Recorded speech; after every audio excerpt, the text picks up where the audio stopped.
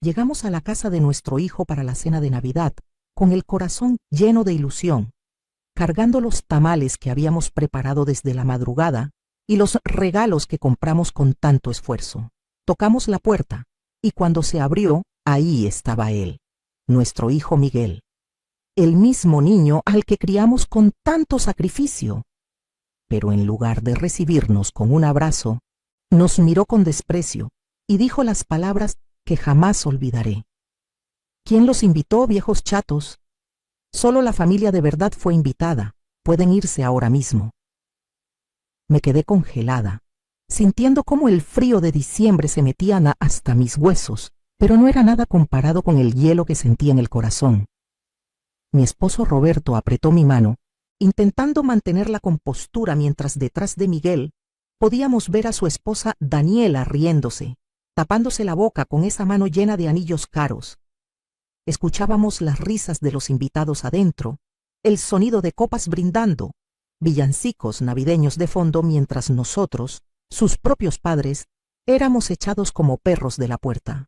No dijimos nada, porque el nudo en mi garganta no me dejaba hablar.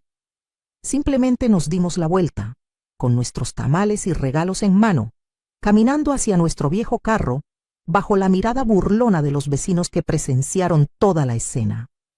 Las lágrimas corrían por mis mejillas mientras Roberto manejaba en silencio de regreso a nuestra casa, ambos procesando la humillación más grande de nuestras vidas.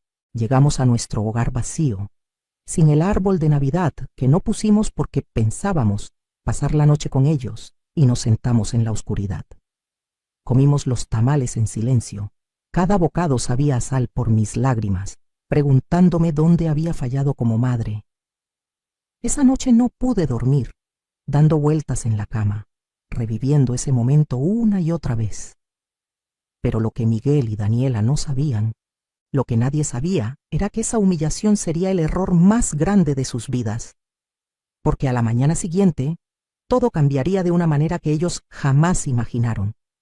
Sigue mi historia hasta el final y comenta la ciudad desde donde me estás viendo para saber qué tan lejos ha llegado mi relato. Esa madrugada del 25 de diciembre, me levanté con los ojos hinchados de tanto llorar. Me llamo Carmen, tengo 67 años, y jamás pensé que a esta edad de mi vida experimentaría semejante traición de parte de mi propio hijo. Roberto, mi esposo de 42 años de matrimonio, estaba sentado en la mesa de la cocina mirando al vacío. Él tampoco había dormido. Nos miramos sin decir palabra, porque no hacía falta. Ambos estábamos destrozados. Miguel era nuestro único hijo, nuestro orgullo, nuestro todo. Recordé cuando nació, cómo lo cargué en mis brazos por primera vez en ese hospital público donde apenas había medicinas, prometiéndole que él tendría una vida mejor que la nuestra. Y vaya que cumplí esa promesa, pero ¿a qué precio? Desde que Miguel era pequeño, Roberto y yo trabajamos como burros de carga para darle todo. Yo limpiaba 5 casas al día, de lunes a sábado, llegando a la mía con las rodillas destruidas y las manos agrietadas del cloro. Roberto trabajaba en la construcción bajo el sol implacable, regresando cada tarde quemado y exhausto, pero siempre con una sonrisa para su hijo. Nunca tuvimos vacaciones, nunca nos compramos ropa nueva, nunca fuimos al cine ni a un restaurante. Cada peso que ganábamos era para Miguel, para sus útiles escolares de marca, porque no queríamos que lo molestaran en la escuela, para sus clases de inglés particulares, porque queríamos que tuviera mejores oportunidades, para su universidad privada, porque la pública no era suficientemente buena para nuestro hijo. Vendí las joyas de mi madre, las únicas cosas de valor que tenía, para pagar su primer semestre. Roberto trabajó dobles turnos durante años, sacrificando su salud, desarrollando problemas en la espalda que hasta hoy lo hacen sufrir. Recuerdo las Navidades cuando Miguel era niño, cómo esperaba sus regalos con tanta ilusión. Nosotros comíamos frijoles toda la semana para poder comprarle ese juguete que tanto quería. Una vez empeñé mi anillo de matrimonio para comprarle una bicicleta, y la felicidad en su rostro hizo que valiera la pena. Pasaron meses antes de que pudiera recuperar ese anillo. Cuando Miguel conoció a Daniela en la universidad, debía haber visto las señales. Ella venía de una familia con dinero, de esas que veranean en Cancún y tienen 2 carros. La primera vez que vino a nuestra casa, vi cómo arrugó la nariz al entrar, cómo tocó nuestros muebles viejos con desprecio, cómo rechazó el agua que le ofrecí diciendo que solo tomaba agua embotellada de cierta marca. Pero Miguel estaba enamorado y yo quería que mi hijo fuera feliz, así que tragué mi orgullo y la recibí con los brazos abiertos. Para la boda hace ya 10 años nos endeudamos hasta el cuello. Pedimos préstamos que todavía estamos pagando para darle la fiesta que Daniela exigía. Fueron 200 invitados en un salón elegante, comida de 3 tiempos, mariachi, orquesta, barra libre. Todo lo que ellos pidieron. Yo usé el mismo vestido que había usado en la boda de mi sobrina 5 años atrás, pero no me importó.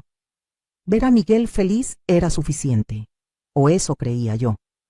Después de la boda, las cosas empezaron a cambiar gradualmente. Al principio eran detalles pequeños que yo justificaba. Miguel empezó a visitarnos menos, siempre con excusas de trabajo o compromisos sociales. Cuando venía, ya no se quedaba a comer, decía que Daniela lo esperaba. Las llamadas telefónicas se hicieron más cortas, más frías. Ya no me contaba sobre su vida como antes. Daniela nunca nos visitó de nuevo después de la boda. Ni una sola vez en 10 años pisó nuestra casa. Cuando nació nuestra nieta Sofía hace 5 años, pensé que las cosas mejorarían. Estaba tan emocionada de ser abuela. Compré estambre con el poco dinero que tenía y le tejí cobijitas, gorros, zapatitos. Pasé noches enteras tejiendo con mis manos artríticas cada puntada hecha con amor. Cuando se los llevé al hospital, Daniela los miró y dijo que su hija solo usaría ropa de marca, que las cosas tejidas a mano eran para gente sin recursos. Miguel no dijo nada, solo bajó la mirada. Eso dolió más que las palabras de ella, su silencio cómplice. Después vinieron las restricciones para ver a la niña. Teníamos que pedir cita con días de anticipación, como si fuéramos extraños. Cuando nos permitían visitarla, era por 1 hora máximo, siempre con Daniela supervisando cada movimiento, cada palabra que le decíamos a Sofía. Una vez le llevé unas galletas caseras que hice con tanto cariño, de esas de mantequilla, con chispas de chocolate, que a Miguel le encantaban de niño. Daniela las tiró a la basura frente a mí, diciendo que su hija no comía carbohidratos procesados. Sofía lloraba pidiendo probar una, pero su madre fue inflexible. Me fui de esa casa con el corazón roto.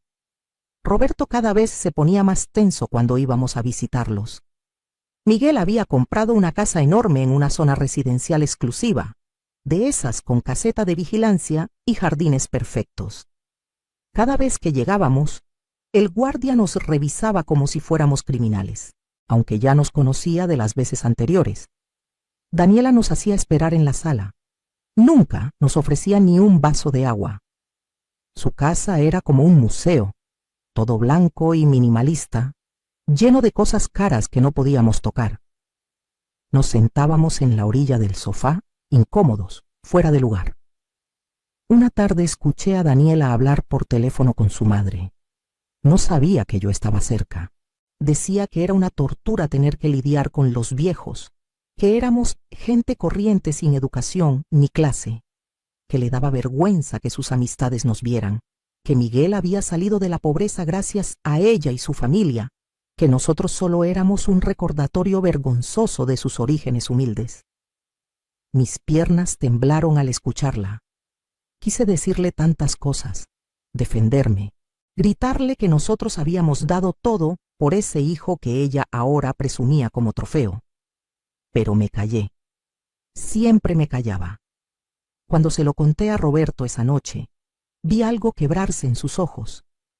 Mi esposo, ese hombre noble que había trabajado hasta destruir su cuerpo por darle todo a Miguel, apretó los puños conteniendo la rabia, pero aún así seguimos intentando. Seguimos rogando por migajas de atención de nuestro hijo y nuestra nieta. ¡Qué patéticos éramos! Los cumpleaños de Sofía eran especialmente dolorosos. fiestas enormes con payasos, inflables, mesas llenas de comida cara. Nosotros éramos invitados, ese sí, pero nos sentaban en una mesa apartada, lejos de los demás invitados. Los amigos ricos de Daniela nos miraban con lástima o curiosidad, como bichos raros. Miguel ni siquiera nos presentaba como sus padres. Una vez escuché a alguien preguntar quiénes éramos y él dijo que éramos conocidos de la familia. Esas palabras fueron puñales en mi pecho. Roberto quiso irse inmediatamente, pero yo le rogué que nos quedáramos por Sofía. Siempre era por Sofía. La niña a veces se acercaba a nosotros con esa inocencia de los niños, preguntando si éramos sus abuelos. Daniela inmediatamente la alejaba, diciendo que no molestara a los invitados. Los regalos que le llevábamos, siempre comprados con tanto esfuerzo, aunque fueran modestos comparados con las montañas de juguetes caros que recibía, eran dejados de lado sin siquiera abrirse. Después supimos que Daniela los donaba o los tiraba. El Día del Padre y el Día de la Madre se convirtieron en fechas que temía. A veces Miguel mandaba un mensaje de texto escueto. A veces ni eso. Daniela jamás me felicitó ni una sola vez por el Día de la Madre, como si yo no fuera la madre del padre de su hija. Un año, para el Día del Padre, Roberto no recibió ni una llamada. Se sentó en su silla toda la tarde esperando, mirando el teléfono. A las 11 de la noche le mandó un mensaje a Miguel deseándole feliz día, porque a pesar de todo, Miguel era padre. La respuesta llegó 2 días después. Gracias. Solo eso. Vi a mi esposo envejecer 10 años esa noche. Los últimos 2 años fueron los peores. Miguel prácticamente desapareció de nuestras vidas. Ya no respondía a llamadas. Los mensajes quedaban en visto. Cuando lograba comunicarme con él, siempre estaba ocupado, siempre tenía que colgar. Dejamos de ser invitados a las fiestas de Sofía. Nos enterábamos por las fotos que Miguel publicaba en redes sociales. Ahí lo veíamos sonriente, rodeado de la familia de Daniela, celebrando. Nosotros no existíamos en ese mundo perfecto que habían construido. Roberto enfermó del corazón el año pasado. Fue un susto terrible. Estuvo hospitalizado 1 semana. Le marqué a Miguel llorando, diciéndole que su padre estaba grave. Dijo que iría al hospital, pero nunca llegó. Mandó flores con una tarjeta genérica. Roberto preguntaba por él constantemente entre la confusión de los medicamentos. Yo le mentía, le decía que Miguel había venido mientras él dormía, que se había tenido que ir por el trabajo. No sé a quién quería proteger más, si a Roberto o a la imagen que aún conservaba de nuestro hijo. Cuando llegó diciembre de este año, Roberto y yo teníamos el corazón dividido. Por un lado, queríamos ver a nuestra familia para Navidad.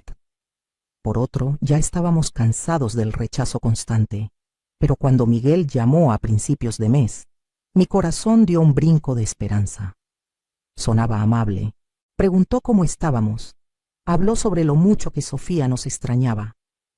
Dijo que este año querían hacer una cena de Navidad especial, una reunión familiar íntima y significativa. Nos invitó formalmente, diciéndonos que nuestra presencia era muy importante para ellos. Lloré de felicidad cuando colgué el teléfono. Roberto era más escéptico. Después de tanto daño, era difícil volver a confiar, pero yo lo convencí. Era Navidad, la época del perdón y la familia. Quizás nuestro hijo finalmente había reflexionado. Quizás Daniela había cambiado. Me aferré a esa esperanza como náufrago a un salvavidas. Pasé 2 semanas preparándome para esa cena. Saqué mis ahorros secretos, esos que guardaba en una lata en la cocina para emergencias, y compré regalos para todos. Para Sofía, una muñeca preciosa que vi en el centro comercial, de esas que ella probablemente ni voltearía a ver, pero que compré con ilusión. Para Miguel, una camisa elegante. Para Daniela, un perfume que me costó el equivalente a 3 días de trabajo limpiando casas. Quería que vieran que hacíamos el esfuerzo, que a pesar de nuestra situación humilde los queríamos. Decidí hacer tamales, la receta de mi madre, que era famosa en el vecindario. Me levanté a las 4 de la mañana del 24 de diciembre para prepararlos. Mis manos ya no son lo que eran. La artritis me dificulta cada movimiento, pero el amor puede más que el dolor. Preparé 4 docenas de tamales, de pollo en salsa verde, de cerdo en salsa roja, de rajas con queso. La casa olía delicioso. Roberto me ayudaba como podía, preparando el café, lavando trastes, dándome masajes en las manos cuando veía que me dolían mucho.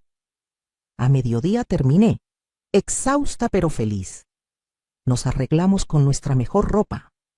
Roberto se puso el traje que usó en la boda de Miguel.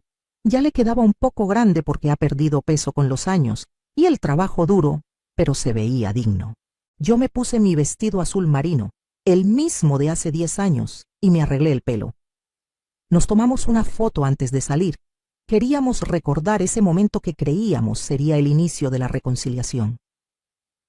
En el carro, durante el trayecto a su casa, íbamos nerviosos pero esperanzados. Repasaba mentalmente qué les diría, cómo abrazaría a Miguel, cómo le pediría perdón por cualquier cosa que hubiera hecho para merecer su distancia. Aunque en el fondo de mi corazón sabía que no había hecho nada malo más que amarlo demasiado. Roberto manejaba despacio. Las calles estaban llenas de gente haciendo compras de última hora, familias caminando juntas, luces navideñas por todos lados. La ciudad entera respiraba unión y amor. Pronto nosotros también seríamos parte de esa magia, o eso creíamos. Llegamos a la casa de Miguel a las 7 de la tarde, exactamente la hora que nos había indicado. Desde afuera se veía hermosa, toda decorada con luces blancas y doradas, un árbol enorme visible a través de la ventana, coronas en la puerta. Se escuchaba música navideña y voces alegres. Había varios autos estacionados afuera, autos caros y relucientes que hacían que nuestro viejo carro se viera patético al lado. Roberto aparcó, apagó el motor y me miró. Puedo recibir un mundo de significado en esa mirada después de tantos años juntos. Había preocupación ahí, pero también esperanza. Nos bajamos del carro, yo cargando la olla con los tamales que todavía estaban calientes, Roberto cargando la bolsa con los regalos. Caminamos hacia la puerta, nuestros pasos crujiendo sobre el camino de grava perfectamente arreglado. Escuchábamos las risas más claramente ahora, sonaban tantas voces adentro. Toqué el timbre y mi corazón latía tan fuerte que pensé que se saldría de mi pecho. Escuchamos pasos acercándose, la puerta se abrió y ahí estaba Miguel. Se veía tan guapo con su suéter navideño elegante, su cabello perfectamente peinado, una copa de vino en la mano. Pero cuando nos vio, su expresión cambió completamente. La sonrisa se le borró del rostro, se puso pálido y luego rojo de ira. Volteó hacia adentro como verificando algo. Luego nos miró con una furia que jamás había visto en sus ojos. Abrió la boca y dijo esas palabras que jamás podré olvidar, esas palabras que cambiaron todo. Su tono era de desprecio absoluto, como si estuviera hablándole a basura. Detrás de él apareció Daniela, usando un vestido rojo carísimo, joyas brillando en su cuello y orejas. Y en lugar de sorprenderse o mostrar incomodidad, se rió. Se rió en nuestra cara. Escuché a alguien adentro preguntar qué pasaba, una voz mayor, probablemente la madre de Daniela. Miguel nos hizo un gesto despectivo con la mano, como espantando moscas, y empezó a cerrar la puerta. Alcancé a ver adentro antes de que se cerrara completamente. La casa estaba llena de gente elegante, la familia completa de Daniela, sus padres, hermanos, tías, primos, todos brindando y riendo. Había una mesa enorme llena de comida cara, catering obviamente profesional. Y en la sala vi a Sofía con un vestido de princesa, rodeada de regalos. La puerta se cerró en nuestra cara con un golpe seco. Nos quedamos ahí parados, congelados, procesando lo que acababa de pasar. La olla con los tamales pesaba 1000 kilos en mis brazos. Escuché que se encendía la luz del porche de la casa vecina. Alguien había salido a ver el espectáculo. La vergüenza me quemaba la cara. Roberto me tomó del brazo suavemente y me guió de regreso al carro. Caminamos en silencio, subimos al carro y mientras él manejaba de regreso, finalmente me permití llorar. Lloré todo el camino a casa, sollozos profundos que salían desde lo más profundo de mi alma. Roberto tenía los nudillos blancos de tanto apretar el volante, su mandíbula tensa, pero no dijo una palabra. No había palabras para esto. Esa noche de Navidad en nuestra casa humilde fue la más oscura de mi vida. Ni siquiera habíamos puesto arbolito porque pensábamos pasar la noche con ellos. La casa estaba fría, vacía, silenciosa. Calenté los tamales y pusimos la mesa, solo 2 platos en lugar de los 5 que había imaginado. Comimos en silencio. Cada bocado era ceniza en mi boca. Los tamales estaban deliciosos, me habían quedado perfectos, pero no podía saborearlos a través de las lágrimas. Roberto intentó comer, pero vi cómo se le hacía nudo la garganta. Terminamos dejando la comida a medias. Nos sentamos en la sala, en nuestro viejo sofá gastado, y lloramos juntos. Mi esposo, ese hombre fuerte que había trabajado bajo el sol durante décadas sin quejarse, que había aguantado dolores y humillaciones siempre con la frente en alto, lloró como niño en mis brazos, y yo lo abracé, sintiendo cómo mi propio corazón se partía en 1000 pedazos. Nos fuimos a la cama temprano porque no soportábamos estar despiertos, pero el sueño no llegaba. Me quedé mirando el techo en la oscuridad, escuchando la respiración irregular de Roberto a mi lado, procesando una y otra vez lo que había pasado. Las palabras de Miguel resonaban en mi cabeza como campanas de funeral. Velos chatos. Solo la familia de verdad fue invitada. Nosotros que le dimos la vida, que sacrificamos todo por él, no éramos su familia de verdad. Me levanté a las 3 de la mañana porque no podía más. Fui a la cocina y me preparé un té de manzanilla. Mis manos temblaban tanto que derramé agua hirviendo en el piso. Me senté a la mesa donde habíamos cenado horas antes, donde todavía estaban los platos sucios porque no había tenido fuerzas para lavarlos. Y ahí, en la soledad de la madrugada, algo cambió dentro de mí.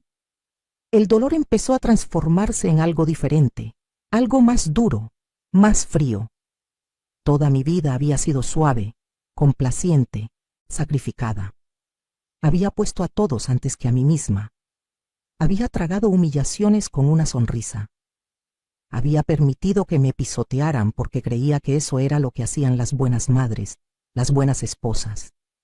Pero mientras bebía mi té en esa cocina oscura, me di cuenta de algo. Ya no tenía nada que perder. Miguel ya me había quitado todo. Mi dignidad, mi amor propio, mi ilusión.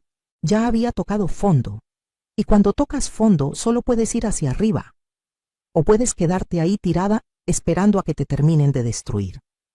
Y yo ya estaba cansada de ser la víctima. Me levanté de esa silla, siendo una mujer diferente a la que se había sentado. Fui al cuarto y de debajo de la cama saqué una caja de metal vieja que Roberto ni siquiera sabía que existía. Dentro había documentos, papeles importantes que había guardado durante años, cosas que nunca le había contado a nadie, ni siquiera a mi esposo. Secretos que había mantenido guardados por décadas. Los extendí sobre la mesa de la cocina y los miré a la luz de la lámpara.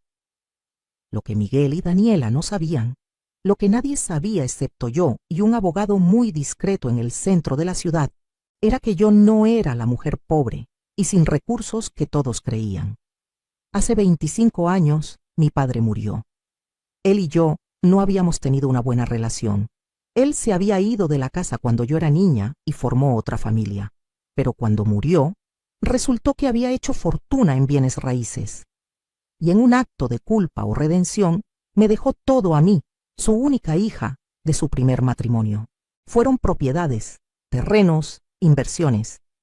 No era una fortuna inmensa, pero sí muy considerable. Cuando recibí esa herencia, Roberto y yo estábamos luchando para sacar adelante a Miguel, que entonces tenía como 12 años. Mi primer instinto fue contarle a Roberto usar ese dinero para mejorar nuestras vidas. Pero algo me detuvo. Tal vez fue intuición, tal vez fue la memoria de mi madre advirtiéndome que siempre guardara algo solo para mí, que nunca dejara que nadie supiera todos tus secretos. Así que contraté a un abogado, el licenciado Méndez, un hombre serio y profesional que manejó todo con absoluta discreción. Invertimos el dinero sabiamente, compramos propiedades en zonas que estaban desarrollándose, hicimos inversiones conservadoras pero seguras. Durante 25 años, mientras yo limpiaba casas y vivíamos en aparente pobreza, mi fortuna crecía silenciosamente. Cada mes me reunía con el licenciado Méndez, revisábamos las inversiones, firmaba papeles. Tenía una cuenta bancaria que Roberto desconocía, propiedades a mi nombre que nadie sabía que existían. Pero nunca usé ese dinero para nosotros. Y te preguntarás por qué. Al principio pensé que lo estaba guardando para la vejez de Roberto y mía, para asegurarnos de no ser carga para nadie. Luego, pensé en usarlo para ayudar a Miguel, para darle más oportunidades. Pero cada vez que estaba a punto de revelarlo, algo me detenía. Veía cómo Miguel se avergonzaba de nosotros, cómo valoraba más el dinero y el estatus que el amor. Y me di cuenta de que si supiera que teníamos dinero, no nos amaría más, solo nos usaría más. Así que guardé el secreto. Seguimos viviendo modestamente mientras mi cuenta bancaria crecía. Seguí limpiando casas aunque no necesitaba hacerlo, porque eso mantenía la apariencia, porque nadie sospechaba. Roberto seguía trabajando en construcción porque si de repente dejábamos de trabajar, surgirían preguntas. Vivíamos con lo que ganábamos de nuestros trabajos, y el otro dinero simplemente crecía, esperando. ¿Esperando para qué? Ni yo misma lo sabía. Hasta ahora. Esa madrugada del 25 de diciembre, mirando esos documentos, supe exactamente para qué había estado esperando ese dinero todo este tiempo. Había estado esperando este momento. El momento en que finalmente usaría esos recursos no para comprar el amor de mi hijo, sino para enseñarle una lección que jamás olvidaría. Pasé los siguientes días en un silencio que preocupó a Roberto. Él pensaba que estaba deprimida, destruida por lo que había pasado. Y en parte era cierto. El dolor seguía ahí, punzante y constante. Pero ahora tenía compañía, tenía un propósito. Le dije a Roberto que necesitaba tiempo para procesar, que por favor me diera espacio. Mi pobre esposo, tan bueno y noble, respetó mi pedido aunque vi la preocupación en sus ojos. Miguel no llamó ni mandó mensaje después de esa noche. Ni una disculpa, ni una explicación, nada. Como si no hubiera pasado nada, o peor, como si no le importara. Revisé sus redes sociales y ahí estaban las fotos de su perfecta Navidad. Familia feliz, comida abundante, regalos caros. En ninguna foto aparecíamos Roberto y yo. Era como si no existiéramos. Los comentarios eran todos felicitaciones. Nadie sabía que esa misma noche habían echado a sus padres de la puerta. El 28 de diciembre llamé al licenciado Méndez. Le pedí una cita urgente. Nos reunimos en su oficina del centro, un lugar elegante en un edificio alto. Me recibió con la cortesía de siempre, ofreciéndome café y preguntando cómo había pasado las fiestas. Me quebré un poco contándole lo que había sucedido. El licenciado Méndez, que me conocía desde hacía 25 años, que había visto cómo guardaba ese secreto durante décadas, negó con la cabeza con tristeza. Luego le conté mi plan. Mientras hablaba, vi cómo sus ojos se abrían con sorpresa, luego con algo que parecía aprobación. Cuando terminé, se quedó en silencio un momento. Luego dijo que era drástico pero completamente legal y dentro de mis derechos.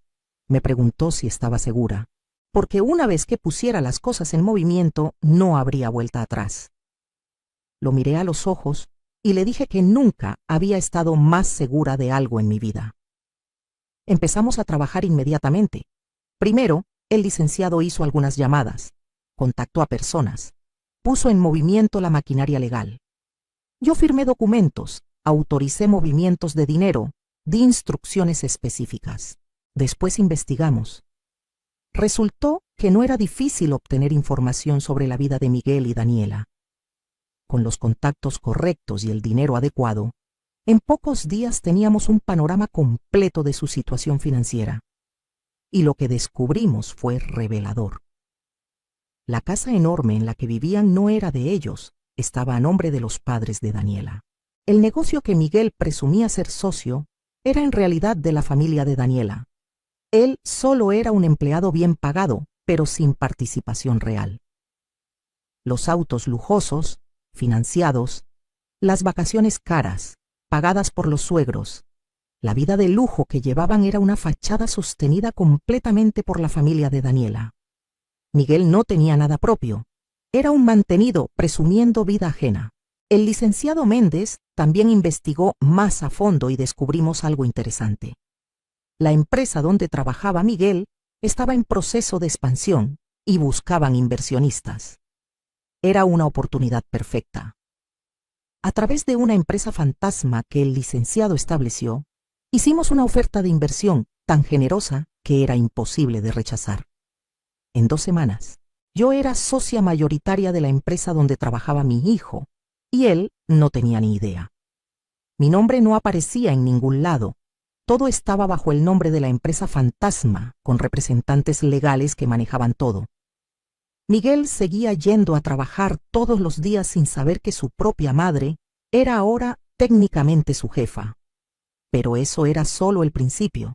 También descubrimos que los padres de Daniela, don Ernesto y doña Marta, estaban teniendo problemas financieros. Habían hecho inversiones malas, tenían deudas y estaban buscando desesperadamente vender algunas propiedades para cubrir sus compromisos. Entre esas propiedades estaba la casa donde vivían Miguel y Daniela. La pusieron en venta discretamente, sin decirle a nadie, esperando venderla rápido para salvar sus otros negocios. A través de otro intermediario, hicimos una oferta en efectivo por esa casa, muy por encima del precio de mercado, con la condición de que la venta se cerrara rápido y en absoluto silencio. Don Ernesto y doña Marta aceptaron inmediatamente. En cuestión de 3 semanas, yo era dueña de la casa donde vivía mi hijo. Él vivía en mi propiedad y no lo sabía. Seguía su vida normal, yendo a trabajar a la empresa de la que yo era socia mayoritaria, volviendo a la casa que ahora me pertenecía, sin tener la menor idea de que cada aspecto de su vida perfecta ahora estaba en mis manos. Roberto notó que yo estaba diferente. Salía más seguido, me arreglaba mejor. Tenía un brillo en los ojos que no había tenido en años. Le dije que había empezado terapia, que estaba trabajando en sanar del dolor. No era mentira del todo, esto era mi terapia. Una tarde me preguntó directamente si estaba planeando algo. Lo miré a los ojos, a este hombre que había sido mi compañero durante más de 4 décadas, que merecía saber la verdad, y se la conté. Todo, la herencia secreta, el dinero que había guardado durante 25 años, las inversiones, las propiedades, todo. Roberto se quedó en shock. Me miró como si fuera una extraña. Luego preguntó por qué nunca le había dicho, por qué habíamos vivido con tantas carencias teniendo ese dinero. Le expliqué mis razones. Le dije que había querido protegernos, proteger a Miguel, de volverse como era ahora desde más joven. Le pedí perdón por haberle ocultado algo tan importante. Esperaba que se enojara, que se sintiera traicionado. Pero después de un largo silencio, Roberto hizo algo inesperado. Se rió. Una risa amarga al principio, luego más genuina. Dijo que durante todos estos años había pensado que era el único secreto en nuestra familia, pero resultaba que su esposa era toda una mujer de negocios secreta. Luego le conté mi plan completo, lo que había hecho, lo que planeaba hacer. El color se le fue de la cara mientras escuchaba. Cuando terminé, Me preguntó si estaba segura, si realmente queríamos hacer esto. Le dije que él no tenía que estar involucrado, que esto era mi decisión, mi venganza.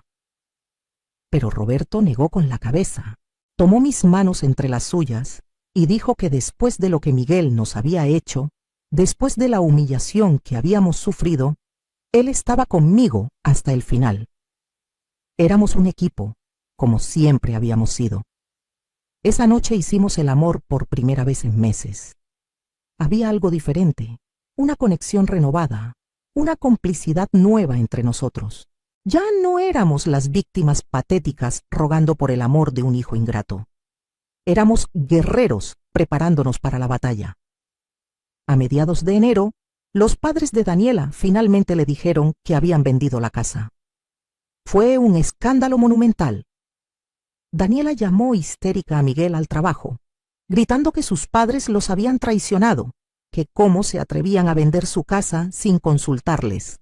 Miguel llegó corriendo a la casa donde lo esperaban don Ernesto y doña Marta con caras largas.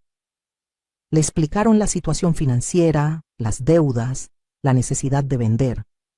Daniela lloró, gritó, los acusó de no quererla. Miguel intentó razonar, preguntar si podían comprar la casa ellos mismos, pero don Ernesto fue claro. Necesitaban el dinero inmediatamente. La venta ya estaba cerrada. Los nuevos dueños tomarían posesión en 30 días. Tenían un mes para encontrar dónde vivir. Yo me enteré de todo esto a través del licenciado Méndez, quien tenía sus fuentes. Escuchar sobre su desesperación me produjo una satisfacción oscura que nunca había experimentado antes. Ellos, que nos habían humillado, que nos habían hecho sentir menos, ahora estaban experimentando su propia humillación. Pero esto era solo el aperitivo. Miguel intentó conseguir un préstamo para comprar otra casa, pero descubrió que sin el respaldo de los suegros, sin propiedades a su nombre, sin ahorros reales porque todo su dinero se iba en mantener las apariencias, ningún banco le prestaría lo suficiente para la zona donde querían vivir. Tendría que mudarse a un lugar más modesto, más acorde a sus verdaderos ingresos. La vergüenza de Daniela era palpable. Sus amigas, su círculo social, todos vivían en zonas exclusivas. Mudarse a un barrio clase media sería una humillación social enorme para ella. Desesperados, acudieron a los padres de Daniela pidiendo ayuda para rentar al menos algo decente. Pero don Ernesto, agobiado por sus propios problemas financieros, dijo que no podía ayudarlos, que tendrían que arreglárselas solos. Por primera vez en su vida juntos, Miguel y Daniela estaban verdaderamente solos, sin la red de seguridad del dinero de otros. Durante ese mes, los vi desmoronarse desde mi observatorio secreto. Miguel estaba estresado, trabajando horas extras intentando ahorrar algo de dinero. Daniela se negaba a ver casas en zonas que consideraba debajo de su estatus. Peleaban constantemente. La tensión en su matrimonio era evidente. Sofía, la pobre niña, no entendía por qué sus padres estaban siempre enojados, por qué tenía que dejar su cuarto de princesa, por qué todo estaba en cajas. A principios de febrero, faltando una semana para que tuvieran que desalojar la casa, Miguel finalmente se quebró. Le marcó a Roberto. Mi esposo me avisó que estaba llamando. Pusimos el teléfono en altavoz para escuchar juntos. La voz de Miguel sonaba diferente, quebrada, humilde. Pidió hablar con nosotros. Dijo que necesitaba vernos. Roberto, siguiendo el plan que habíamos trazado, dijo que sí, que podían venir a la casa. Miguel pareció sorprendido. Probablemente esperaba que nos negáramos después de lo que había pasado. Acordamos que vinieran el sábado por la tarde. Ese sábado arreglé la casa más de lo normal. Hice comida, preparé café, puse flores en la mesa. Roberto me preguntó por qué me molestaba si sabíamos lo que venía. Le dije que era importante mantener las apariencias, que ellos tenían que ver lo que siempre habían visto, los mismos padres humildes de siempre. A las 4 de la tarde llegaron. Solo Miguel, Daniela se había negado a venir. Cuando abrí la puerta y lo vi, me sorprendió lo mal que se veía. Había perdido peso, tenía ojeras, su ropa, aunque todavía era cara, se veía arrugada. Parecía haber envejecido años en semanas. Una parte de mí, esa parte maternal que nunca muere sin importar cuánto te hieran, quiso abrazarlo y decirle que todo estaría bien. Pero la otra parte, la parte que recordaba la humillación en la puerta de su casa en Navidad, se mantuvo fría. Lo invité a pasar, le ofrecí café. Nos sentamos en la sala, ese silencio incómodo llenando el espacio. Miguel miraba sus manos, incapaz de vernos a los ojos. Roberto y yo esperamos. No íbamos a facilitarle esto. Finalmente empezó a hablar. Dijo que lamentaba lo que había pasado en Navidad, que había estado bajo mucha presión, que Daniela había insistido en que la cena fuera solo con su familia porque sus padres estaban pasando por problemas y querían privacidad. Que él había intentado convencerla de invitarnos, pero ella se había puesto histérica. Mentiras sobre mentiras, y malas además. Si hubiera querido que estuviéramos ahí, hubiera insistido, hubiera peleado por nosotros. Pero no dijo nada de eso. En lugar de eso, siguió con excusas vacías. Roberto le preguntó directamente por qué estaba ahí realmente. Miguel se quebró entonces. Las lágrimas empezaron a correr por su rostro mientras contaba sobre la venta de la casa, los problemas financieros de los suegros, la imposibilidad de conseguir crédito, la desesperación de no saber dónde iban a vivir. Luego vino la verdadera razón de su visita. Preguntó si podían quedarse con nosotros temporalmente, solo unas semanas mientras encontraban algo. Dijo que sabía que no tenía derecho a pedir nada después de cómo nos había tratado, pero que no tenía a dónde más ir. Que Daniela se negaba a vivir en los únicos lugares que podían pagar, que estaban al borde del divorcio, que tenía miedo de perder a su familia. Observé a mi hijo desmoronarse frente a mí, suplicando, y sentí una mezcla extraña de satisfacción y dolor. Roberto me miró, esperando mi señal. Este era el momento que habíamos planeado. Le dije a Miguel que su padre y yo necesitábamos hablarlo, que era una decisión importante, que lo llamaríamos en unos días con una respuesta. Miguel pareció aliviado de que al menos no era un no inmediato. Se fue con un poco de esperanza en los ojos, sin saber que estaba caminando directo a la trampa. Los siguientes días fueron cruciales. El licenciado Méndez finalizó todos los preparativos. Los documentos estaban listos, las sorpresas preparadas. Llegó el momento de la verdad. Le marqué a Miguel y le dije que habíamos decidido ayudarlo, pero que necesitábamos reunirnos todos juntos, incluyendo a Daniela, para establecer reglas claras si iban a vivir con nosotros. Miguel accedió inmediatamente, tan desesperado que hubiera aceptado cualquier condición. Acordamos reunirnos el jueves por la tarde en nuestra casa. Le dije que trajera a Sofía también, que queríamos ver a nuestra nieta. Ese jueves limpié la casa hasta que brilló. Roberto estaba nervioso, le temblaban las manos mientras se arreglaba. Yo estaba extrañamente calmada. Había esperado este momento durante semanas, había planeado cada detalle. En mi bolso tenía un sobre con documentos. En la mesa de la sala había otros sobres esperando. El licenciado Méndez llegaría a las 5:30, media hora después de que llegaran ellos. Todo estaba perfectamente coreografiado. A las 5 en punto tocaron la puerta. Abrí y ahí estaban los tres. Miguel se veía ansioso. Daniela tenía una expresión de disgusto absoluto al tener que pisar nuestra humilde casa, y Sofía se veía confundida. La niña me vio y sus ojos se iluminaron. Corrió hacia mí gritando, ¡Abuela!, y me abrazó. Ese abrazo espontáneo casi rompe mi determinación. La abracé fuerte, oliendo su cabello, sintiendo su cuerpecito contra el mío. Era inocente en todo esto, pero luego Daniela la jaló bruscamente, diciéndole que no molestara, y mi determinación volvió, más fuerte que nunca.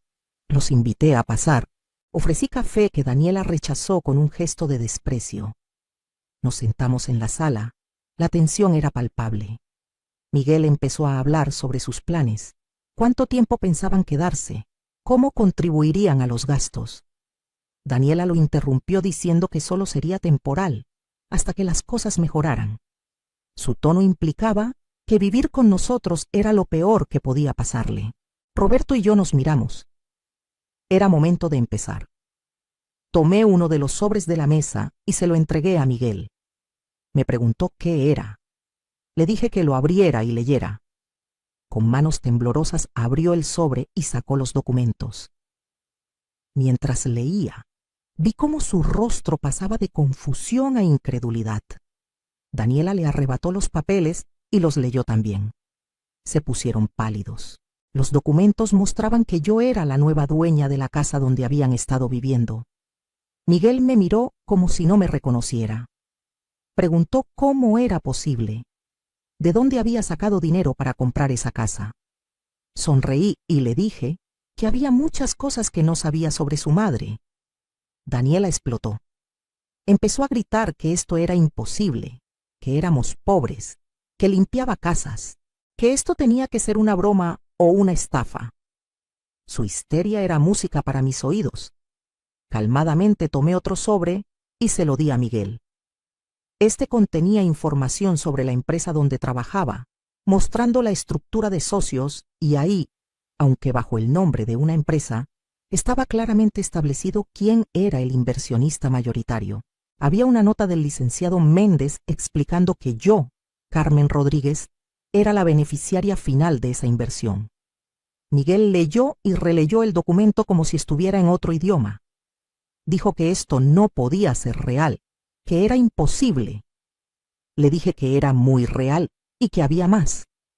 Justo entonces sonó el timbre. Era el licenciado Méndez, puntual como siempre. Lo dejé entrar y lo presenté como mi abogado. Un hombre en traje caro, maletín de piel, todo muy profesional. Miguel y Daniela lo miraban boquiabiertos. El licenciado Méndez saludó cordialmente y procedió a confirmar todo lo que les había mostrado. Explicó que durante 25 años había manejado mis inversiones y patrimonio, que yo era una mujer de recursos considerables, que todo era completamente legal y documentado. Miguel me miraba como si fuera una extraterrestre. Preguntó por qué había guardado este secreto, por qué habíamos vivido con carencias si tenía dinero. Me levanté de mi silla y caminé hacia la ventana, dándoles la espalda mientras hablaba. Les dije que había guardado el secreto porque quería que Miguel aprendiera el valor del trabajo, del esfuerzo, que no creciera siendo un niño rico malcriado, que había visto cómo el dinero corrompe a las personas, cómo las vuelve superficiales y crueles, que quería que mi hijo fuera diferente. Me volteé y los miré a los ojos. Les dije que aparentemente había fallado, porque de todos modos se había convertido en exactamente lo que temía, alguien que valoraba el dinero y el estatus por encima del amor y la familia. Miguel intentó hablar, pero lo callé. No había terminado. Le recordé cada sacrificio que habíamos hecho, cada humillación que habíamos soportado. Le hablé de las Navidades sin regalos para nosotros para que él tuviera todo, de la salud de Roberto destruida por el trabajo duro, de mis manos deformadas por la artritis de limpiar casas que en realidad no necesitaba limpiar, de las joyas de mi madre que vendí para pagar su educación cuando todo el tiempo podía haber pagado cómodamente con mi dinero secreto. Le pregunté si sabía por qué había seguido trabajando, viviendo modestamente, ocultando mi patrimonio incluso cuando él ya era adulto. Le dije que era porque quería ver qué tipo de hombre se había convertido, que quería saber si nos amaría por quienes éramos, no por lo que teníamos, que durante todos estos años había estado observando, esperando que mostrara aunque fuera un atisbo de gratitud, de amor genuino, de respeto, pero en lugar de eso nos había dado la espalda, avergonzándose de nosotros, tratándonos como basura. La voz se me quebró al recordar esa noche de Navidad. Le dije que cada palabra que pronunció en esa puerta, cada gesto de desprecio, cada risa burlona de su esposa, había sido como un cuchillo en mi corazón, que nos había humillado de la peor manera posible, rechazándonos en la época que se supone es de amor y familia. Daniela intentó defenderse diciendo que ella no sabía, que si hubiera sabido que teníamos dinero nos hubiera tratado diferente. Y ahí estaba, la confirmación de lo que siempre supe. Para ella solo importaba el dinero. Le dije que exactamente por eso había mantenido el secreto, porque gente como ella solo respeta las cuentas bancarias, no las personas. Roberto habló entonces, su voz ronca de emoción. Le dijo a Miguel que él había sido su orgullo, su razón para levantarse cada mañana a trabajar hasta destruir su cuerpo. Que cada ladrillo que puso, cada gota de sudor, cada dolor en la espalda había valido la pena pensando en el futuro de su hijo.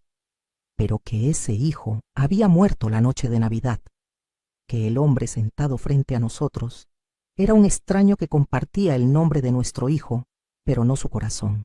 Miguel lloraba ahora descontroladamente, intentando acercarse a Roberto, pero mi esposo lo detuvo con un gesto. El licenciado Méndez intervino entonces con su voz profesional. Explicó las implicaciones legales de la situación. La casa donde vivían era nuestra propiedad. Podíamos pedirles que desalojaran inmediatamente si queríamos. En cuanto a la empresa, aunque yo era socia mayoritaria, no planeaba interferir con su trabajo, al menos no todavía. Eso dependería de cómo se comportaran de ahora en adelante. Miguel preguntó qué queríamos de ellos, qué tenía que hacer para arreglar esto, y ahí llegamos al corazón del asunto. Les dije que no queríamos su dinero, obviamente no lo necesitábamos. No queríamos disculpas vacías que solo salían porque ahora sabían que teníamos recursos. Lo que queríamos era algo que el dinero no podía comprar. Queríamos respeto genuino. Queríamos una relación real con nuestra nieta, no las migajas que nos habían dado. Queríamos que Miguel recordara de dónde venía, quiénes eran sus padres realmente, no la versión pobre y avergonzante que le había presentado a su esposa y sus amigos. Queríamos dignidad. Le dije a Miguel que tenía una elección. Podía seguir siendo el hombre superficial en el que se había convertido, aliado con una mujer que solo valoraba las apariencias, y en ese caso tendría que enfrentar las consecuencias. Desalojo inmediato de la casa, y aunque no lo despediría de la empresa, me aseguraría de que nunca ascendiera, que se quedara exactamente donde estaba viendo cómo otros progresaban. O podía elegir cambiar realmente, no solo de palabra, sino de acción. Reconocer sus errores, no solo con nosotros, sino consigo mismo. Reevaluar su matrimonio con una mujer que obviamente lo había cambiado para peor. Y ganarse, día a día, el derecho a ser llamado nuestro hijo de nuevo. Daniela explotó ante esto. Gritó que cómo me atrevía a meterme en su matrimonio, que ella no tenía que cambiar nada, que esto era chantaje. Le respondí muy calmada que tenía toda la razón, ella no tenía que cambiar nada. Pero entonces tendría que encontrar otro lugar donde vivir, porque no serían bienvenidos en mi propiedad. Y que Miguel tendría que elegir entre su esposa y su familia, porque ya no podía tener ambas si ella seguía siendo la persona venenosa que era. Miguel se puso en medio intentando calmar las aguas, pero era obvio que estaba dividido. Por un lado estaba su esposa, la madre de su hija, la vida de lujo a la que se había acostumbrado aunque fuera falsa. Por otro lado estábamos nosotros, y ahora también los recursos que obviamente necesitaba. Vi el cálculo en sus ojos y me dio asco. Incluso ahora estaba pensando qué le convenía más, no qué era lo correcto. Daniela vio la misma indecisión y se levantó furiosa. Dijo que no necesitaban nada de nosotros, que se irían y encontrarían su propio camino. Agarró a Sofía del brazo y se dirigió a la puerta. Pero Miguel no se movió. Se quedó sentado, la cabeza entre las manos, llorando. Daniela se volvió y le gritó que la acompañara, pero él negó con la cabeza. Dijo que estaba cansado, cansado de vivir una mentira, cansado de pretender ser alguien que no era, cansado de sacrificar a su familia real por impresionar a gente que no importaba. Daniela se quedó helada. Miguel levantó la cara y le dijo que quizás era momento de que se separaran, que obviamente querían cosas diferentes de la vida, que ella quería un estilo de vida que él no podía darle sin la ayuda de otros, y que él estaba harto de ser un accesorio en la vida perfecta que ella había construido. El divorcio había estado rondando desde hacía semanas, pero escucharlo en voz alta choqueó a todos. Sofía empezó a llorar sin entender qué pasaba. Daniela se puso pálida, luego roja de furia. Le gritó a Miguel que era un fracasado, que sin ella no era nada, que había sido ella y su familia quienes lo habían sacado de la mediocridad, que se arrepentiría de esto. Tomó a Sofía y salió dando un portazo. El silencio que quedó después era denso, pesado. Miguel seguía sentado, destrozado. Roberto y yo nos miramos, sin estar seguros de qué hacer ahora. El licenciado Méndez, con su profesionalismo habitual, dijo que nos dejaría para que habláramos en familia, que lo llamáramos si necesitábamos algo. Se despidió y salió discretamente. Nos quedamos los tres solos, padres e hijo, por primera vez en años realmente solos, sin máscaras ni pretensiones. Miguel habló sin levantar la vista. Dijo que tenía razón en todo, que se había convertido en alguien que no reconocía, que la vergüenza de sus orígenes había sido plantada por Daniela, pero que él la había dejado crecer, que nunca nos había defendido cuando debió hacerlo, que nos había tratado peor que a extraños, que el éxito profesional y el dinero de su esposa lo habían cegado, haciéndole creer que eso era lo importante en la vida, que había olvidado quién era, de dónde venía, qué valores le habíamos enseñado. Dijo que esa noche de Navidad, después de cerrar la puerta en nuestras caras, había visto nuestras figuras alejándose por la ventana, y por un momento volvió a ser el niño que éramos, sintiéndose horrible. Pero Daniela había hecho un brindis, diciendo que ahora sí era una familia de verdad sin elementos discordantes, y todos rieron, y él también rió, aunque se sentía morir por dentro. Que esa noche no pudo dormir, que había ido al baño y vomitado de la culpa y la vergüenza. Pero que luego la vida siguió, y era más fácil no pensar en ello, enterrarlo, pretender que no había pasado, hasta que todo su mundo falso se empezó a desmoronar y no tuvo más remedio que enfrentar la realidad. Me acerqué a mi hijo y por primera vez en la tarde lo toqué. Puse mi mano en su hombro. Le dije que podía empezar de nuevo, que no era tarde para cambiar, pero que tenía que ser un cambio real, profundo, no solo palabras, que tendría que enfrentar consecuencias, reconstruir desde cero, ganarse nuestro perdón y respeto día a día, que no sería fácil y que no había garantías de que las cosas volvieran a ser como antes, porque la confianza, una vez rota, es difícil de reparar, pero que si estaba dispuesto a intentarlo genuinamente, nosotros estaríamos ahí. Roberto añadió que tendría que tomar decisiones difíciles, que claramente su matrimonio estaba roto, que tendría que pelear por la custodia de Sofía, que su vida cambiaría drásticamente, pero que eso era parte de crecer, de asumir responsabilidad por las decisiones que había tomado. Miguel se quedó con nosotros esa noche. Daniela le mandó mensajes furiosos que él ignoró. Hablamos hasta la madrugada. Realmente hablamos por primera vez en años. Miguel nos contó cómo había sido su vida realmente, las presiones de Daniela y su familia, cómo lentamente había ido perdiendo su identidad, convirtiéndose en lo que ellos querían que fuera, cómo en el fondo siempre se había sentido un impostor, un pobre pretendiendo ser rico. Nosotros le contamos sobre los años de secretos, por qué había tomado la decisión de ocultar el dinero, cómo había sido verlo transformarse en alguien irreconocible.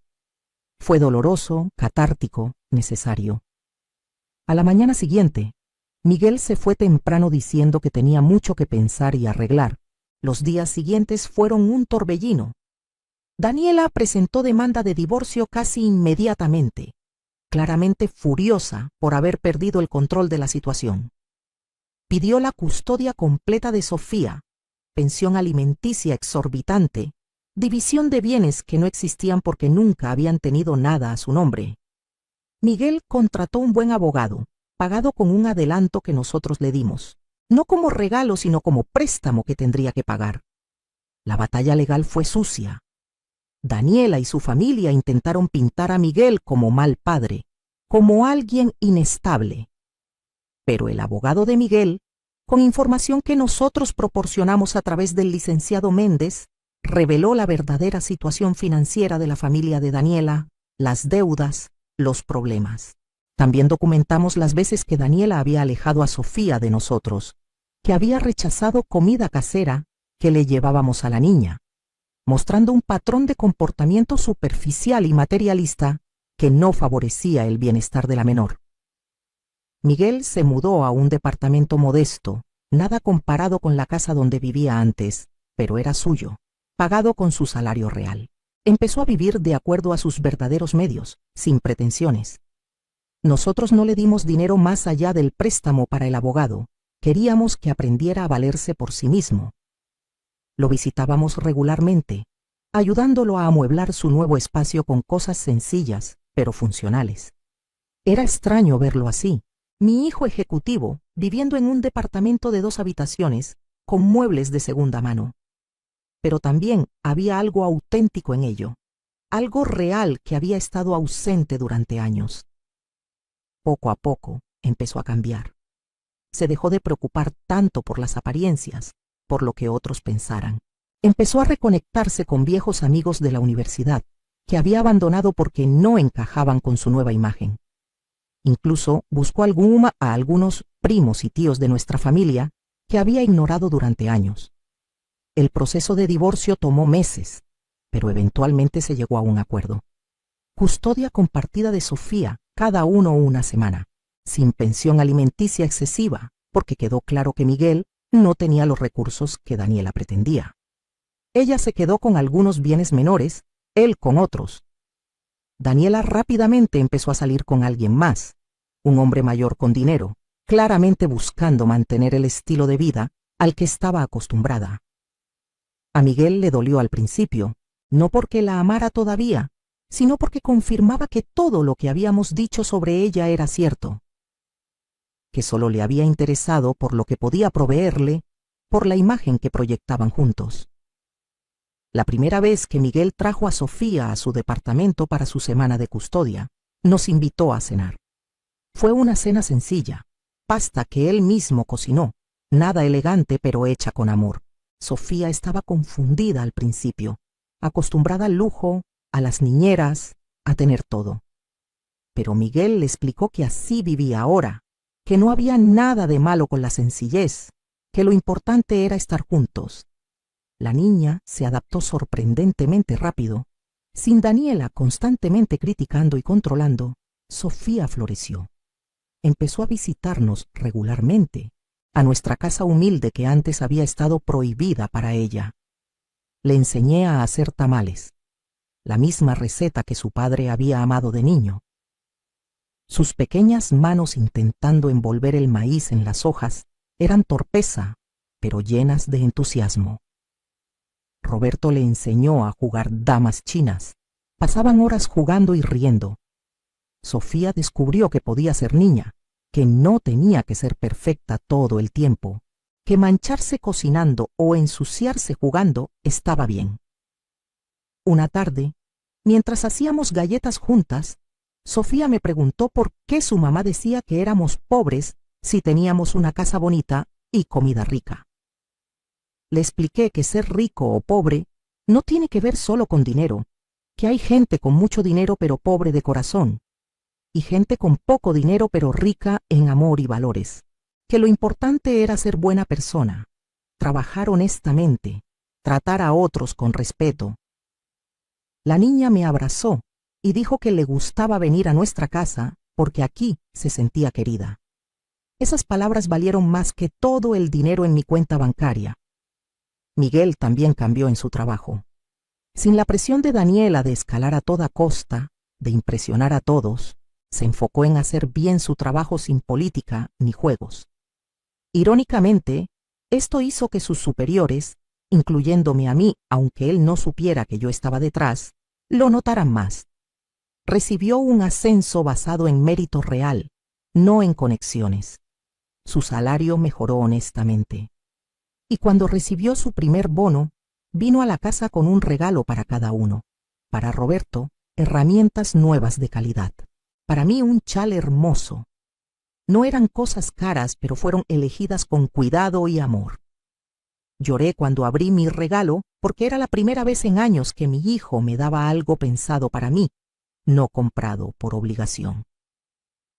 Han pasado 8 meses desde aquella confrontación en nuestra sala.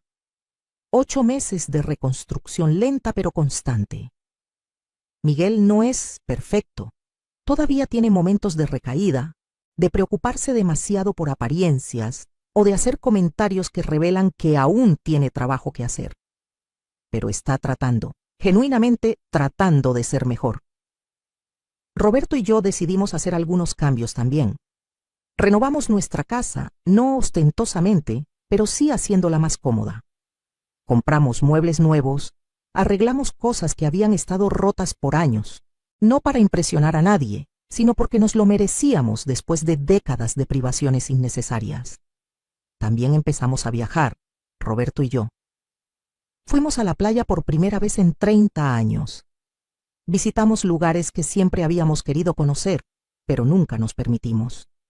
Descubrimos que la vida después de los 60 puede ser hermosa, que no es tarde para disfrutar del fruto de nuestro trabajo. Le conté a Miguel sobre mis propiedades de inversión, sobre el portafolio que había construido durante décadas. Le expliqué estrategias financieras, le enseñé sobre inversiones. No para darle dinero, sino para darle conocimiento. Quería que aprendiera a construir su propio patrimonio honestamente, desde cero, como yo lo había hecho. Miguel se convirtió en un estudiante ávido, leyendo libros de finanzas, haciendo preguntas, empezando sus propias inversiones modestas. Daniela intentó varias veces causar problemas. Llamaba a Miguel a mitad de la noche inventando emergencias con Sofía que no existían. Intentó ponerla en contra nuestra, diciéndole que éramos malas influencias. Pero Sofía, con esa claridad que tienen los niños, veía a través de las manipulaciones. Prefería estar con su papá y con nosotros que en la casa nueva y elegante de su mamá con el padrastro rico, que apenas le prestaba atención. En una de las audiencias de seguimiento del divorcio, el juez notó que Sofía estaba más feliz, más saludable emocionalmente desde que pasaba más tiempo con Miguel.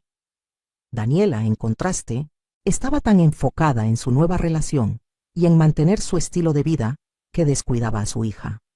El juez modificó el acuerdo de custodia dándole a Miguel la custodia principal, con Daniela teniendo visitas alternas. Fue un golpe duro para Daniela, no porque amara a su hija, sino porque era una derrota, una señal pública de que había perdido. Sofía empezó a vivir permanentemente con Miguel, visitando a su madre algunos fines de semana. La niña floreció aún más. Empezó a ir a una escuela pública cerca del departamento de Miguel, haciendo amigos de todo tipo de trasfondos, no solo niños ricos. Se volvió menos materialista, más agradecida, más amable. Era la nieta que siempre habíamos soñado tener. Un día, Miguel nos pidió que nos sentáramos, que tenía algo importante que decirnos. Pensé que tal vez había conocido a alguien nuevo o que tenía noticias del trabajo. Pero lo que dijo nos sorprendió.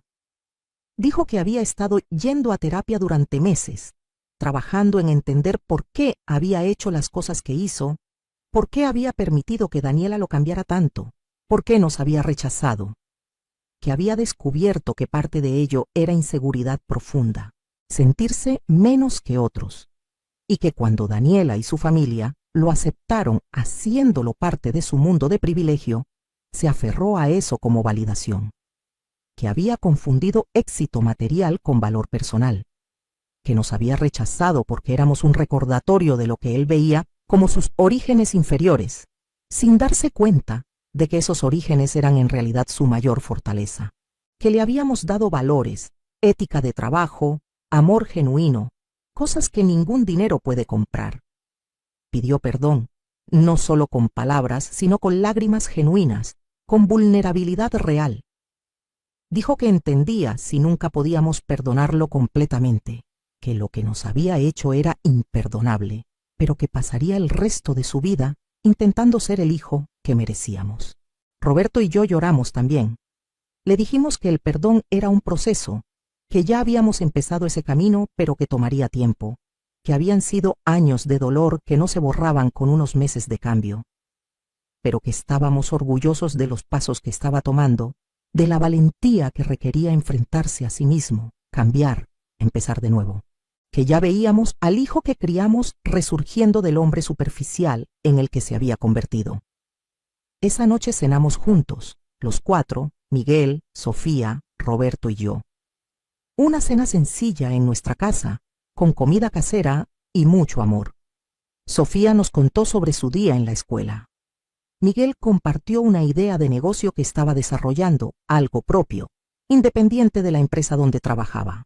Roberto habló sobre un proyecto de carpintería que estaba haciendo, un hobby que había retomado ahora que tenía más tiempo. Yo compartí planes de un viaje que estábamos planeando a Europa, algo que siempre había soñado. Era una escena de normalidad familiar que había estado ausente durante años.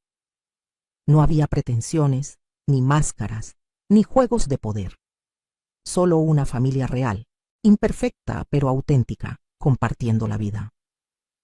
Después de cenar, mientras lavábamos los platos juntos, algo que nunca hubiera pasado en la casa de Daniela donde había empleados para todo, Miguel me dijo que ahora entendía por qué había guardado el secreto del dinero.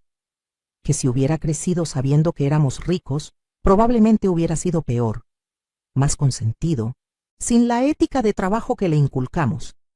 Que el haberlo hecho trabajar por todo, valorar cada peso, le dio herramientas que ahora apreciaba. Que el problema no fue cómo lo criamos, sino cómo él había elegido olvidar esas lecciones cuando conoció una vida más fácil. Roberto y yo también hicimos las paces con el pasado. Una noche, después de que Miguel y Sofía se fueron, nos sentamos en la sala con una copa de vino, algo que antes nunca nos permitíamos. Roberto me preguntó si me arrepentía de haber guardado el secreto del dinero durante tantos años, de haber vivido con privaciones innecesarias. Lo pensé honestamente antes de responder. Le dije que no me arrepentía del secreto en sí, que había tenido sus razones, pero que quizás podía haberle confiado a él, que no había sido justo hacerlo cargar con preocupaciones financieras cuando yo tenía recursos para aliviarlas, que probablemente su salud estaría mejor si no hubiera trabajado tan duro innecesariamente. Roberto escuchó y luego sonrió. Dijo que entendía por qué lo había hecho, que en cierta forma el trabajo duro le había dado propósito, identidad, orgullo, que sí, su espalda dolía y sus manos estaban callosas, pero que eso era testimonio de una vida vivida con dignidad, de un hombre que proveyó para su familia honestamente, que no cambiaría eso aunque pudiera. Nos abrazamos, ese abrazo largo de dos personas que han vivido una vida entera juntas, con sus secretos y verdades, sus errores y aciertos, pero siempre juntos. Me di cuenta de que nuestro matrimonio era más fuerte ahora que nunca, fortalecido por esta crisis que podría haberlo destruido. Decidimos hacer algo simbólico. Fuimos al banco y abrimos una cuenta conjunta, combinando todo, sin secretos. Ya no había razón para ocultaciones. También establecimos un fondo educativo para Sofía, asegurándonos de que tendría oportunidades, pero también enseñándole sobre administración financiera desde joven. No queríamos que el dinero la corrompiera como había pasado con su madre, pero tampoco que viviera con las privaciones innecesarias que nosotros habíamos autoimpuesto. El balance era clave. Visitamos a un planificador financiero y estructuramos nuestra herencia. Miguel recibiría su parte, sí, pero con condiciones. Tendría que demostrar durante años que había cambiado realmente, que valoraba a la familia sobre el dinero, que usaría los recursos sabiamente. No era castigo, sino protección. Queríamos asegurarnos de que el dinero no destruyera el progreso que había hecho. La mayor parte de nuestro patrimonio iría a un fideicomiso para Sofía, disponible para su educación y establecimiento en la vida, pero administrado por fiduciarios hasta que tuviera madurez suficiente. También establecimos donaciones a causas benéficas, ayuda para familias trabajadoras, becas educativas. Queríamos que nuestro dinero hiciera bien en el mundo, no solo acumularse. Un año después de aquella fatídica Navidad, decidimos hacer una cena especial. Invitamos a Miguel y Sofía, pero también a otros miembros de la familia que habían sido ignorados durante años, primos, tíos, viejos amigos. Decoramos la casa hermosamente, no con lujo ostentoso, sino con calidez y amor. Preparé tamales de nuevo, la misma receta, pero esta vez con ayuda de Sofía y Miguel. Ver a mi hijo y mi nieta en la cocina, riendo mientras intentaban envolver los tamales torpemente, llenó mi corazón de una felicidad que el dinero jamás podría comprar. La cena fue ruidosa, caótica, llena de risas y conversaciones cruzadas. Nada elegante ni refinado como las cenas que Daniela solía organizar, pero era real, auténtica, llena de amor genuino. En un momento dado, Miguel se puso de pie y pidió silencio. Con voz emocionada, agradeció a todos por estar ahí, especialmente a nosotros. Dijo públicamente lo que había hecho, cómo nos había tratado, la vergüenza que sentía por ello. Pidió perdón no solo a nosotros, sino a todos los presentes, familia y amigos que también había abandonado en su búsqueda de estatus. Les dijo que había aprendido que la verdadera riqueza no está en las cuentas bancarias, sino en las relaciones, en el amor, en la comunidad. Que había sido un tonto al cambiar oro por oropel, sustancia por apariencia. Que pasaría el resto de su vida siendo mejor. Hubo lágrimas, abrazos, palabras de perdón y ánimo. Fue sanador para todos, un cierre de un capítulo doloroso y el inicio de uno nuevo. Después de la cena, Sofía me pidió que le contara la historia de cómo había guardado el secreto del dinero durante tantos años, cómo había logrado construir un patrimonio en silencio. Se la conté de manera apropiada para su edad, enfocándome en las lecciones. Le hablé sobre la importancia de la previsión, del ahorro, de la inversión inteligente, pero también sobre valores, sobre no dejar que el dinero te cambie, sobre la diferencia entre ser rico en dinero y rico en carácter. La niña escuchaba fascinada, haciendo preguntas inteligentes. Vi en ella un futuro brillante, no porque tendría dinero, sino porque estaba aprendiendo las lecciones correctas desde joven. Cuando todos se fueron y quedamos solos Roberto y yo, nos sentamos en el porche mirando las estrellas.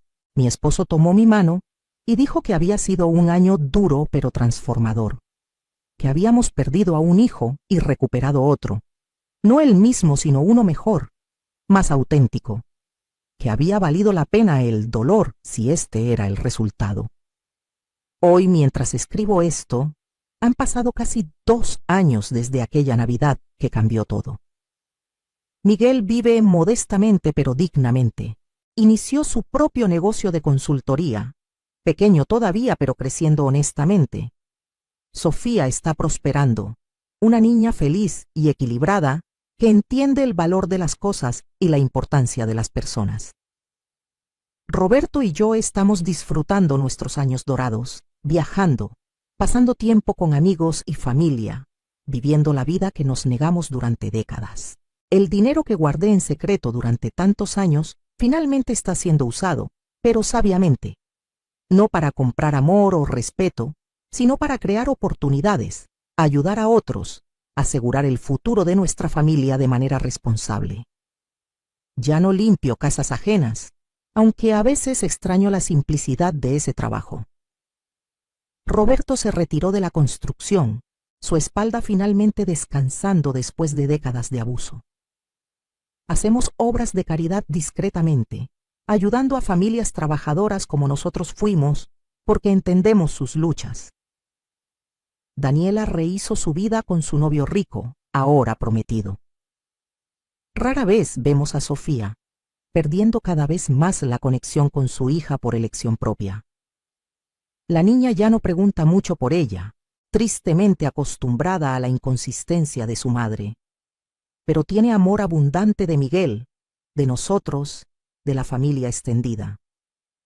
No le falta nada importante. A veces reflexiono sobre todo lo que pasó y me pregunto si hice lo correcto. Guardar secretos durante décadas, manipular situaciones, orquestar esa confrontación dramática. Parte de mí se siente culpable por la venganza, por haber usado mi poder financiero como arma. Pero otra parte, la parte que fue humillada y herida profundamente, siente que fue justicia necesaria, que a veces el amor requiere dureza, que ayudar a alguien a veces significa dejarlos tocar fondo, que las lecciones más importantes son las más dolorosas.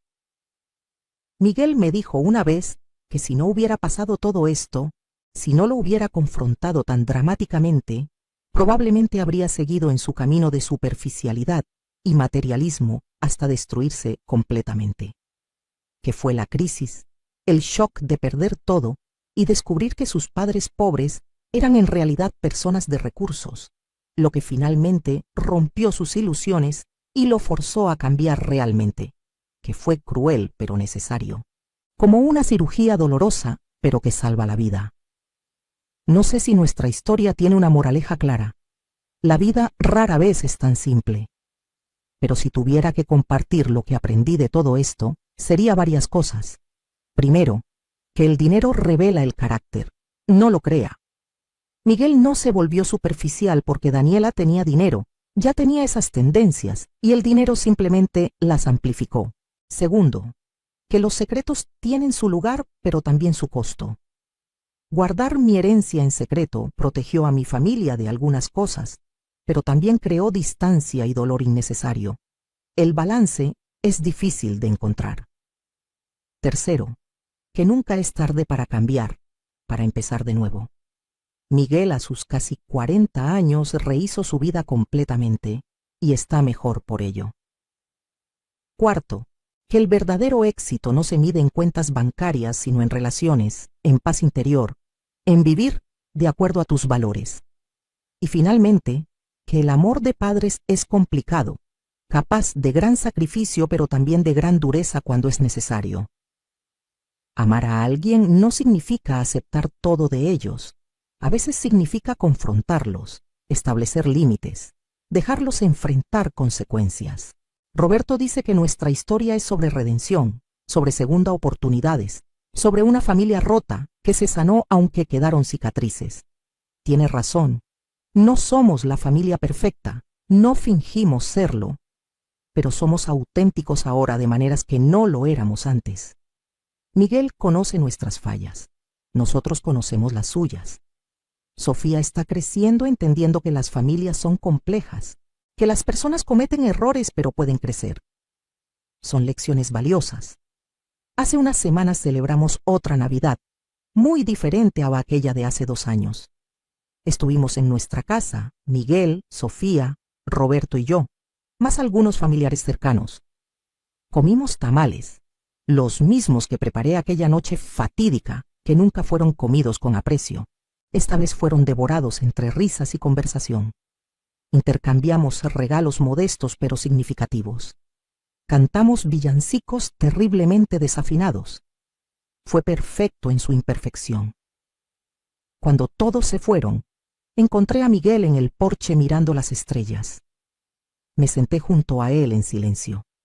Después de un rato dijo que había estado pensando en aquella Navidad, en cómo nos había echado de la puerta, que la culpa todavía lo comía a veces, que no sabía si alguna vez dejaría de arrepentirse.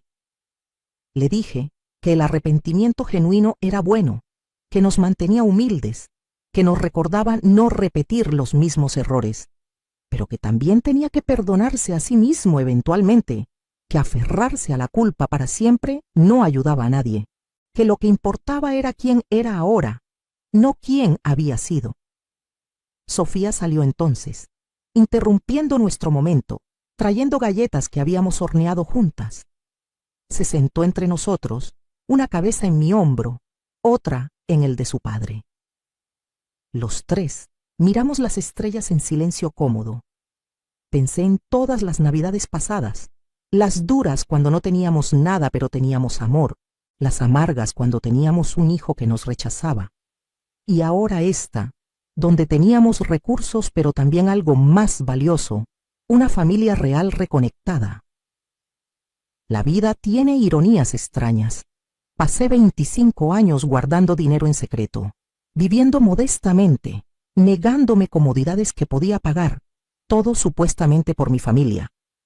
Pero en realidad, en algún nivel, estaba protegiéndome a mí misma, protegiendo un recurso que me daba poder, control, seguridad en un mundo donde había tenido poco de eso.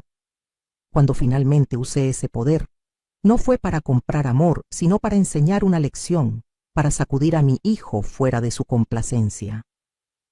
Fue manipulador, calculado, algo que la Carmen joven nunca hubiera hecho. Pero la Carmen de 67, endurecida por años de trabajo y decepción, era capaz de ello. No estoy completamente orgullosa de los métodos, pero no puedo negar los resultados.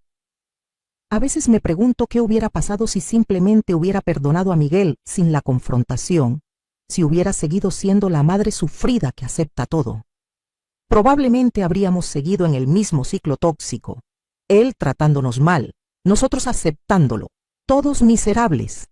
La crisis forzó el cambio que palabras suaves nunca hubieran logrado. Fue doloroso, pero efectivo. Roberto a veces bromea diciendo que me casé con una mujer sencilla y me desperté décadas después con una magnate secreta. Nos reímos de eso ahora, pero sé que hubo dolor real cuando le revelé el secreto. Traicioné su confianza al no decirle durante tanto tiempo, pero también lo protegí de preocupaciones, le permití mantener su orgullo como proveedor. Las motivaciones humanas son complejas, rara vez puramente buenas o malas. Hicimos las paces con eso, eligiendo enfocarnos en el presente y futuro en lugar de rumiar sobre el pasado. Esa es otra lección que aprendí, que a veces tienes que dejar ir, perdonar incluyéndote a ti misma y seguir adelante. Aferrarse a resentimientos o culpa es como tomar veneno esperando que dañe a otro. Entonces, ¿qué harías tú en mi lugar? Si tu hijo te tratara así, te echara de su puerta en Navidad después de todos tus sacrificios, te avergonzara públicamente, te rechazara, y si tuvieras recursos secretos que pudieran cambiar el balance de poder completamente, ¿usarías ese poder para venganza, para justicia, para enseñar una lección? ¿O serías más noble perdonando sin condiciones, manteniendo tu dignidad en silencio? No hay respuestas fáciles. Cada familia es diferente, cada situación única. Lo que funcionó para nosotros podría ser desastroso para otros. Pero te diré esto. Después de años de ser pisoteada, de tragar humillaciones, de poner a todos antes que a mí misma, finalmente me defendí. Finalmente dije, basta. Finalmente usé los recursos que había acumulado cuidadosamente durante décadas, no para comprar amor, sino para exigir respeto. Y fue liberador de maneras que nunca imaginé. Ya no soy la viejita pobre que limpia casas para sobrevivir. Soy una mujer con recursos, con poder, con opciones. Pero más importante, soy una mujer con dignidad restaurada, con relaciones familiares reconstruidas sobre bases más honestas, con un futuro brillante por delante. El dinero fue la herramienta, pero el verdadero cambio fue interno, en cómo me veo a mí misma, en exigir el trato que merezco. Si mi historia te resuena, si has experimentado ingratitud de personas que amas, si te has sacrificado solo para ser rechazada, quiero que sepas que no estás sola, que tu valor no depende de cómo otros te traten, que nunca es tarde para defenderte, para establecer límites, para exigir respeto. No necesitas tener dinero secreto como yo para hacerlo. El verdadero poder viene de conocer tu valor y no aceptar menos de lo que mereces. A veces el amor requiere dureza. A veces ayudar a alguien significa dejar que enfrente consecuencias. A veces la mejor manera de amar a tu familia es amarte primero a ti misma lo suficiente para no permitir que te destruyan. Estas son lecciones que aprendí tarde en la vida, pero más vale tarde que nunca. Ahora, a casi 70 años, finalmente estoy viviendo, no sobreviviendo, no sacrificándome hasta desaparecer, sino realmente viviendo, viajando, disfrutando, riendo, amando, pero también estableciendo límites y exigiendo respeto. Es una vida que debí haber empezado a vivir décadas atrás, pero estoy agradecida de tenerla ahora. Miguel está construyendo su propia vida, honestamente esta vez, y estoy orgullosa de él. No del ejecutivo falso que fingía ser, sino del hombre trabajador, humilde y auténtico que está convirtiéndose. Sofía crecerá con valores sólidos, entendiendo que el carácter importa más que las apariencias. Y Roberto y yo envejeceremos juntos rodeados de amor real, no de pretensiones vacías. Esta es mi historia. Una historia de secretos y revelaciones, de humillación y redención, de familia rota y sanada. No es perfecta, no tiene un final de cuento de hadas donde todos viven felices para siempre, pero es real, es humana, es mía. Y después de tantos años de vivir para otros, de guardar secretos, de tragarse dolor, finalmente la conté, la compartí porque quizás alguien la necesite escuchar. Quizás haya otra madre sufriendo el rechazo de un hijo ingrato. Quizás haya otra mujer guardando secretos, sintiéndose atrapada. Quizás haya alguien que necesite saber que puede defenderse, que puede cambiar su narrativa incluso en la vejez, que nunca es tarde para exigir el respeto que merece. Si esa persona eres tú, te digo esto: eres más fuerte de lo que crees, vales más de lo que te han hecho sentir, y mereces amor genuino, respeto real, dignidad completa. No aceptes menos. No te conformes con migajas cuando mereces el banquete completo. Y si tienes que sacudir algunos árboles, confrontar algunas verdades incómodas, usar cualquier poder que tengas para cambiar una situación tóxica, hazlo. No por venganza, sino por justicia. No por herir, sino por sanar. No por destruir, sino por reconstruir sobre bases más honestas y sólidas. La vida es demasiado corta para pasarla siendo pisoteada por personas que deberían amarte. Demasiado preciosa para desperdiciarla en relaciones unilaterales donde das todo y recibes nada. Demasiado valiosa para vivirla escondiéndote, minimizándote, aceptando menos de lo que mereces.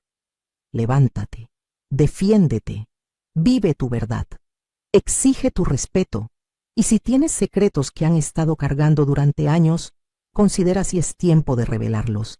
No todos los secretos necesitan salir a la luz, pero algunos, cuando se revelan en el momento correcto, pueden cambiar todo para mejor. Esta fue mi experiencia. Cada quien tendrá la suya. Pero espero que mi historia inspire a alguien, ayude a alguien, acompañe a alguien en su propio viaje de autodescubrimiento y empoderamiento. Porque al final del día no importa cuánto dinero tengas en el banco. Lo que importa es cómo vives, cómo tratas a otros, cómo te tratas a ti misma, qué legado dejas. Y yo quiero dejar un legado de fuerza, de dignidad, de amor verdadero sin condescendencia ni sacrificio autodestructivo. Quiero que Sofía me recuerde no como la abuelita pobre que limpiaba casas, ni como la mujer rica que usó su dinero para vengarse, sino como la mujer que se defendió, que exigió respeto, que amó profundamente, pero también se amó a sí misma lo suficiente para no permitir ser destruida. Ese es el legado que estoy construyendo ahora, en estos últimos capítulos de mi vida. Y es un buen legado, uno del que puedo estar orgullosa. Así que te pregunto de nuevo, ¿qué harías en mi lugar? Comenta abajo, comparte tu perspectiva, tus propias experiencias, porque todos tenemos historias, todas tenemos batallas, todas merecemos ser escuchadas. Y quién sabe, tu historia podría ser exactamente lo que alguien más necesita escuchar hoy. Gracias por acompañarme en este viaje, por escuchar mi verdad sin juzgar, por estar aquí hasta el final. Tu compañía, aunque sea virtual, significa más de lo que imaginas, porque al final, todos necesitamos saber que no estamos solos, que otros han pasado por pruebas similares y sobrevivido, incluso prosperado, que hay esperanza después del dolor, que hay vida después de la traición, que hay alegría después de las lágrimas, y que nunca, nunca es demasiado tarde para empezar de nuevo.